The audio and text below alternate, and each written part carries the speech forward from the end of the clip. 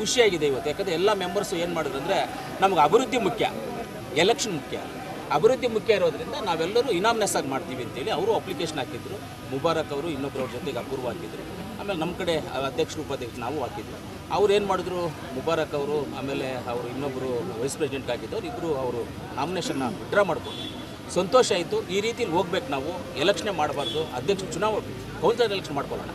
ಇದೆಲ್ಲ ಏನಕ್ಕೆ, ಏನೋ ಒಂದು ಮಾಡಿಕೊಂಡು ಅದು ಅಭಿವೃದ್ಧಿ ಮಾಡೋಣ. ಕೋಲಾರಲ್ಲಿ ಸ್ವಲ್ಪ ಅಭಿವೃದ್ಧಿ ಹಿಂದೆ ಇದ್ದೀವಿ ನಾವು, ಅದನ್ನು ಮುಂದೆ ತೊಗೊಂಡು ಹೋಗ್ಬೇಕಂದ್ರೆ ಎಲ್ಲರೂ ಸಹಕಾರ ಬೇಕಾಗುತ್ತೆ ಅಂತ ನಾವು ಕೇಳಿದ್ವಿ.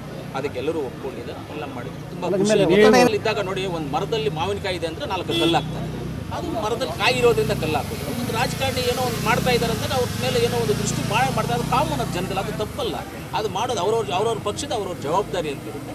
ಆಮೇಲೆ ನಮಗೆ ಎಲ್ಲರೂ ಬೇರೆ ಬೇರೆ ಪಕ್ಷದವರು ನಮ್ಮ JDS ಅವರು ಸಪೋರ್ಟ್ ಮಾಡಿದ್ರು, ಎಲ್ಲರೂ ಸಪೋರ್ಟ್ ಮಾಡಿದ್ದೆ. SDP ಅವರು, ಇವಾಗ ಆಲ್ ಪಾರ್ಟೀಸ್ SDP ಅವರು ಸೇರಿ, JDS ಅವರು ಸೇರಿ, BJP ಅವರು ಎಲ್ಲ ನಮ್ಮ ಕಾಂಗ್ರೆಸ್ ಜೊತೆ ಬಂದು ಇವತ್ತು ನಮಗೆಲ್ಲ, ಯಾಕಂದರೆ ಎಲ್ಲ ಇನಾಮ್ನೆಸ್ ಆಗಿ ಬಿಟ್ಕೊಟ್ರಲ್ಲ, ಇನಾಮ್ನೆಸ್ ಬಿಟ್ಟപ്പോൾ ಎಲ್ಲದೂ ಇದಾಗುತ್ತೆ. ಎಲ್ಲರೂ ನಮಗೆ ಬಿಟ್ಕೊಟ್ಟಿರೋದ್ರಿಂದ ಎಲ್ಲ ಪಕ್ಷದ ಮುನ್ಸಿಪಾಲಿಟಿಯ ಸದಸ್ಯರಿಗೆ ನಾನು ಧನ್ಯವಾದಗಳನ್ನು ತಿಳಿಸ್ತೀನಿ.